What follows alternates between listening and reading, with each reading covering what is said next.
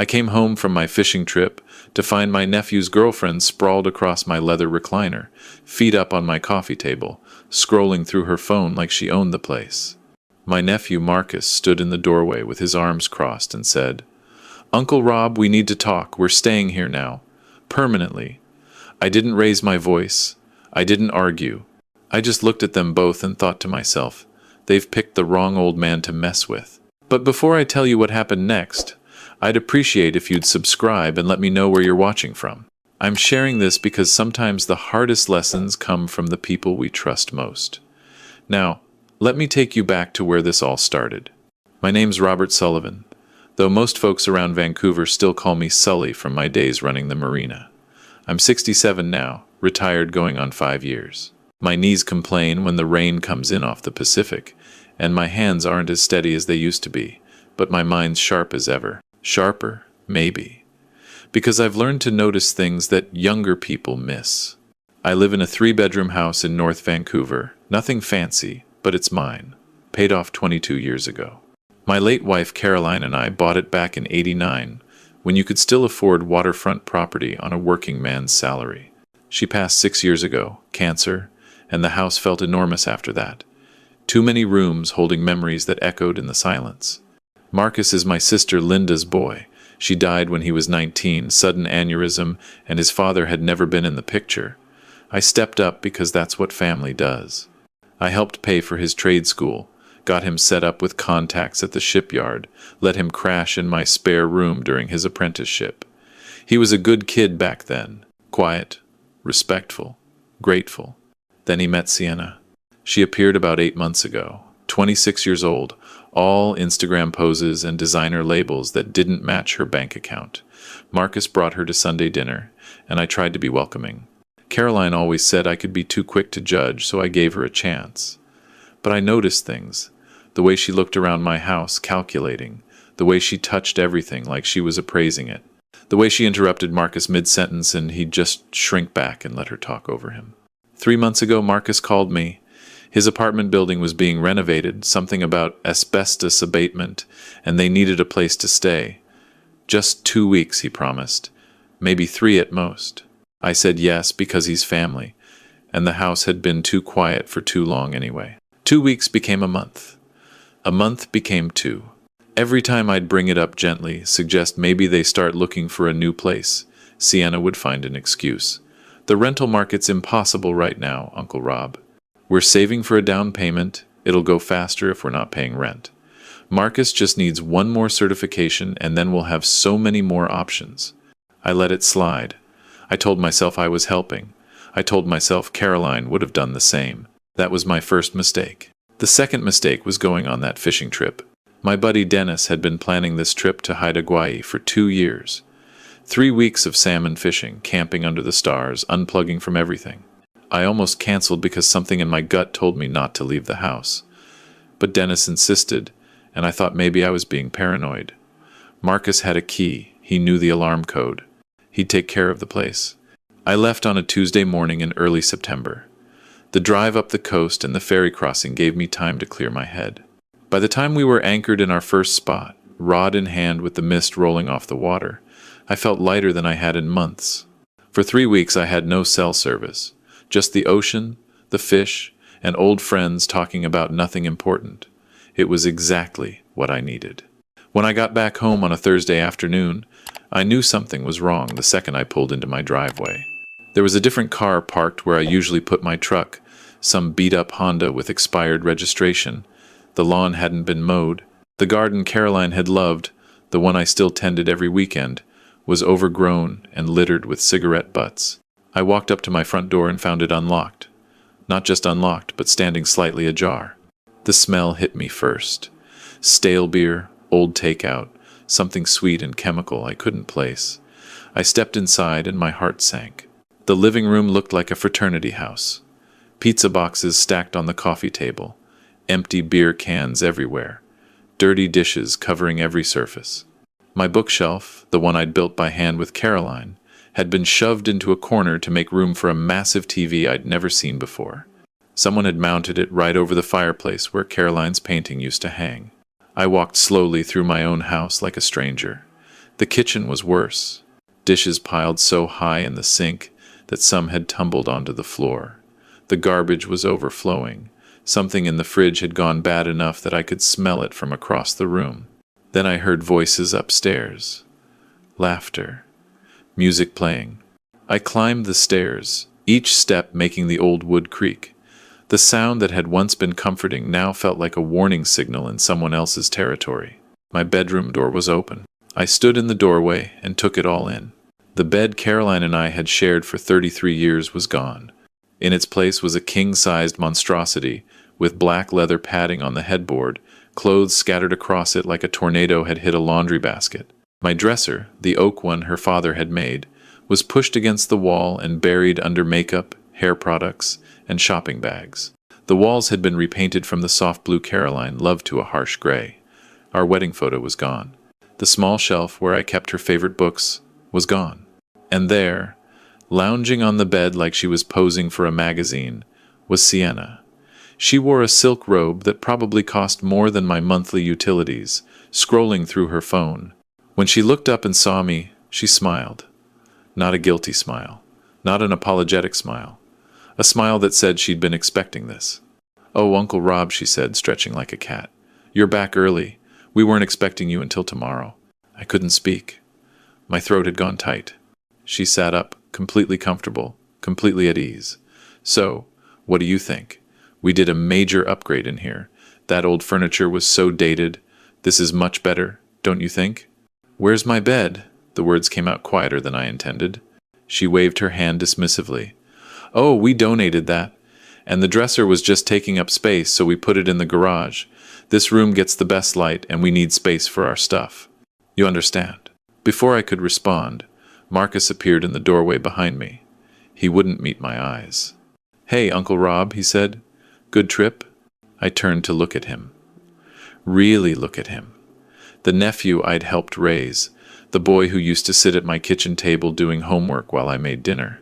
He stood there with his shoulders hunched, hands in his pockets, looking at the floor. "Marcus," I said slowly, "what is this?" He shifted his weight. "Look, we've been talking, and this arrangement, it's working really well for all of us.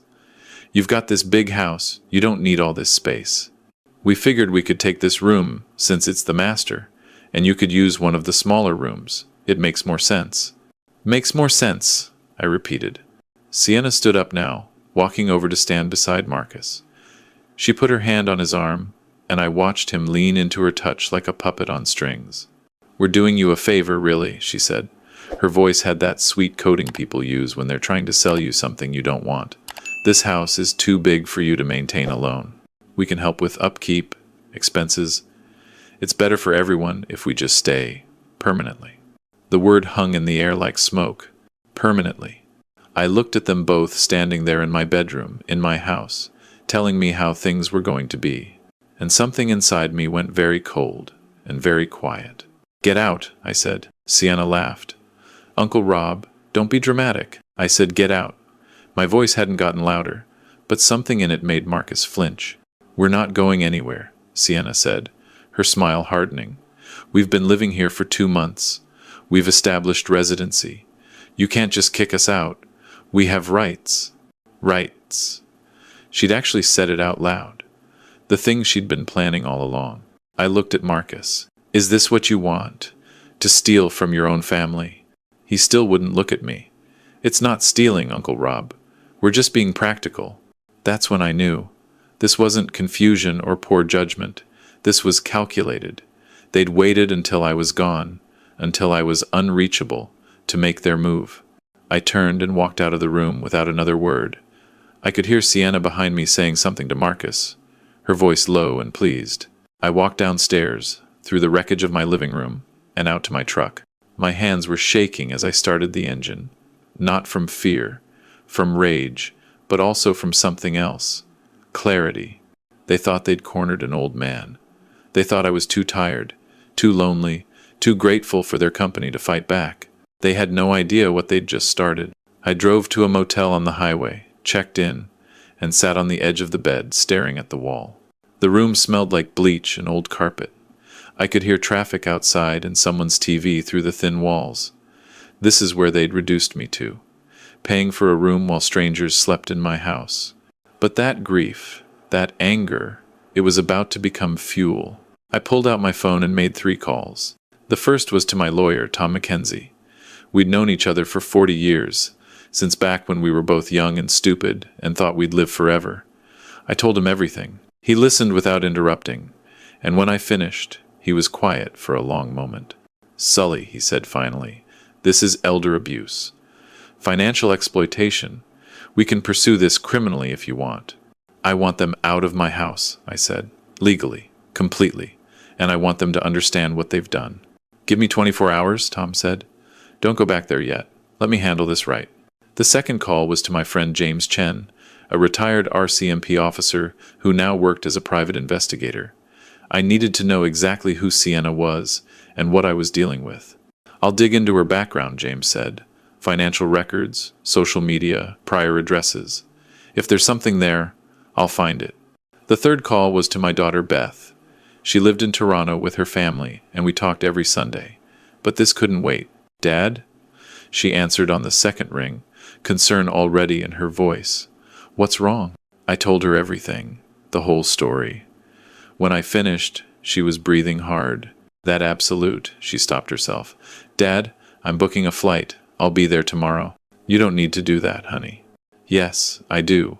Mom would have been on the first plane, and so am I. Nobody does this to my father." After we hung up, I sat in that motel room as the sun went down and the neon sign outside flickered on. For the first time in 6 years, I wished Caroline was still here. Not because I needed her to fight this battle, but because she would have known exactly what to say to make the hurt a little less sharp. Instead, I pulled out a notebook and started writing. Every detail I could remember. Dates, conversations, things they'd said, the donated furniture, the repainted walls. Sienna's comment about residency rights, Marcus's refusal to meet my eyes. I was building something, not a wall, but a case. And by the time I was done, they'd understand that patience isn't weakness. It's strategy. The next morning, Tom called me at 7:30.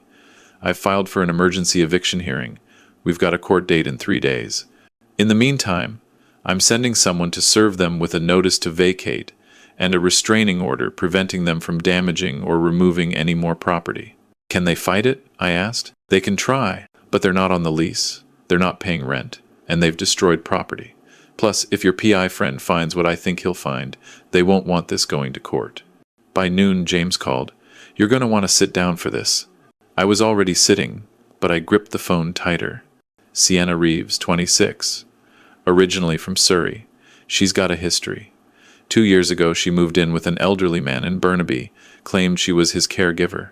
6 months later, she'd convinced him to add her to his bank accounts.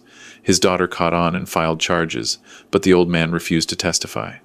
Charges were dropped. My stomach turned. "There's more," James continued. "Before that, she lived with a widower in Richmond. Similar pattern. Moved in as a companion, started isolating him from his family, took control of his finances.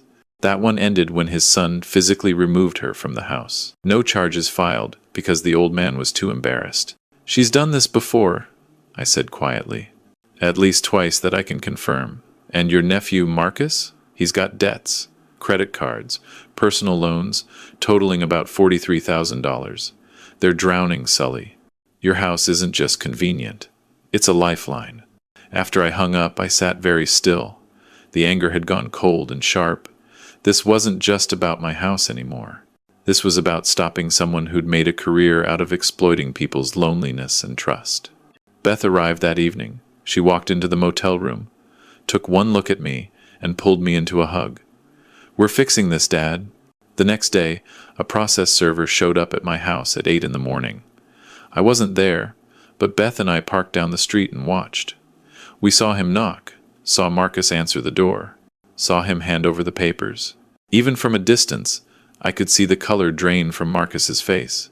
Sienna appeared behind him, grabbed the papers, read them. Then she looked up and down the street, like she was searching for something. For me, probably. "Good," Beth said quietly beside me. "Let her panic." The hearing was set for Friday morning. Tom told me to dress conservatively, speak calmly, and let him handle the legal arguments. "You're the victim here," he said. "Act like it." Thursday night, James called with one more piece of information. "Sienna's been posting on social media photos of your house, calling it her new place, talking about renovations she's planning. She's even got a Pinterest board for the kitchen remodel. I've screenshot everything." "Send it all to Tom," I said. Friday morning, I put on the suit I'd worn to Caroline's funeral. It still fit, barely. Beth straightened my tie and squeezed my hand. "You've got this." The courtroom was small, utilitarian. Marcus and Sienna sat on the opposite side with a lawyer they'd somehow scraped together money for. Sienna wore a conservative dress and had her hair pulled back, trying to look respectable. Marcus looked sick. Tom presented our case methodically. The timeline of their stay, the damage to property, the donated furniture, the unauthorized renovations. He showed the judge Sienna's social media posts, her Pinterest board of renovation plans, the photos she'd posted calling my house hers. Then he dropped the bomb. "Your Honor, Miss Reeves has a documented history of targeting vulnerable seniors. We have evidence of at least 2 prior incidents where she moved into an elderly person's home and attempted to take control of their assets." Sienna's lawyer objected, but Tom had the documentation. Police reports, witness statements, everything James had dug up. The judge, a woman in her 50s with steel-gray hair and no-nonsense eyes, looked at Sienna over her glasses. "Miss Reeves, is this true?" Sienna's mask cracked. "Those were misunderstandings. I was trying to help. Answer the question. Did you move into 2 separate homes belonging to elderly men and attempt to gain control of their property?" Silence. "Miss Reeves, I never did anything illegal," she said finally. "That's not what I asked." The whole thing took less than 90 minutes. The judge ruled in my favor. Marcus and Sienna had 72 hours to vacate the property. They were prohibited from removing or damaging anything else. If they failed to comply, the sheriff would remove them by force. As we stood to leave, I looked across at Marcus. He was crying silently, shoulders shaking. Sienna had her arms crossed, jaw clenched, glaring at me with pure hatred. I felt nothing. No satisfaction. No vindication. Just tired. Outside the courthouse, Beth hugged me. "It's over, Dad." "Not yet," I said. That weekend, Beth and I went back to the house with a locksmith. We changed every lock, every window latch, the garage door code. Marcus and Sienna were there, packing. They wouldn't look at us. I walked through each room, cataloging what was broken, what was missing, what needed fixing. The list was long, but it was just stuff. Wood and paint and glass. It could all be repaired. In my bedroom, the one they'd claimed, I stood in the doorway and looked at the gray walls. Beth came up beside me. "We'll repaint it," she said. "Make it yours again." "No," I said. "I think I'll take the guest room. Fresh start." She looked at me, surprised, then nodded. "Okay." On Sunday afternoon, Marcus came to the door one last time. He was alone. Sienna was waiting in their car, engine running. "Uncle Rob," he said. His voice was hoarse. "I'm sorry. I'm so sorry." I looked at him. The nephew I'd raised, the boy I'd loved like a son. He looked smaller now, hollow. "Sorry doesn't fix what you broke," I said quietly. "I know. She made it seem like we were helping you, like you needed us, and then it got out of control, and I didn't know how to stop it." "You knew exactly how to stop it, Marcus. You just didn't want to." He wiped his eyes. "I'll pay you back. For everything. The furniture, the repairs, all of it." "You're $43,000 in debt," I said. "Focus on fixing your own life first." He nodded, started to turn away, then stopped. Aunt Caroline would be so disappointed in me. That was the truest thing he'd said. Yes, I agreed. She would be. After they drove away, Beth and I stood in the driveway watching the taillights disappear around the corner. "Do you think he'll be okay?" she asked. "Eventually, once he gets away from her." "And you?" I looked up at the house. My house. It was damaged, yes, violated, but it was still standing. "I'll be fine," I said. "I always am." Over the next month, I repaired everything. I repainted the master bedroom myself, back to the soft blue Caroline had loved. I found our wedding photo in a box in the garage and rehung it. The furniture was gone, donated to God knows where, But Tom helped me file a claim against Sienna's few assets to recover some of the cost. James called me 6 weeks after the hearing. Thought you'd want to know. Marcus and Sienna split up. He moved back in with a buddy from the shipyard. She's already moved in with someone new. Another older guy, this time in Abbotsford. Did you warn him? I asked. Tried. He didn't want to hear it. Some people have to learn the hard way. I thought about calling Marcus, checking on him, but I didn't. Some bridges, once burned, can't be rebuilt. Maybe someday, but not yet. Beth came to visit for Thanksgiving. We cooked dinner together in my kitchen, the one I'd scrubbed clean and reclaimed. As we sat at the table, just the two of us, she raised her glass. To Mom, she said, and to you, for not letting them win. To Caroline, I agreed. Who would have handled this a lot better than I did? I don't know about that, Beth said. I think you handled it perfectly. You didn't let anger make you do something stupid. You used the system. You protected yourself. That's exactly what she would have done. Later, after Beth had gone to bed in the guest room, I sat on the porch with a glass of whiskey. The night air was cold and clean, carrying the salt smell from the ocean. The house was quiet behind me, but it was a good quiet now. Mine again. I thought about Marcus, about the nephew I'd lost to someone else's greed and his own weakness. I thought about Sienna, already moving on to her next victim. I thought about all the people who underestimate old age, who see gray hair and assume weakness. They forget that we got old by surviving, by learning, by becoming harder to break with each passing year. My phone buzzed. A text from an unknown number. Uncle Rob, it's Marcus. I left Sienna. I'm starting over. I know you won't forgive me, but I wanted you to know I'm trying to be better. I'm sorry for everything. I stared at the message for a long time. Then I typed back, good. Keep trying. I didn't say I forgave him. I didn't invite him back into my life. But I left the door open, just a crack, because that's what Caroline would have done. I finished my whiskey and went inside, locking the door behind me. The house settled around me, familiar creaks and sighs. In the morning, I'd have coffee by the window, like always. I'd tend Caroline's garden. I'd live my life in the home I'd built, the home I'd fought for. They'd tried to take it from me. They'd failed. And in that failure, they'd taught me something valuable. You're never too old to stand your ground. Never too old to fight back. Never too old to remind the world that respect isn't given based on age. It's earned through strength. I'd earned mine.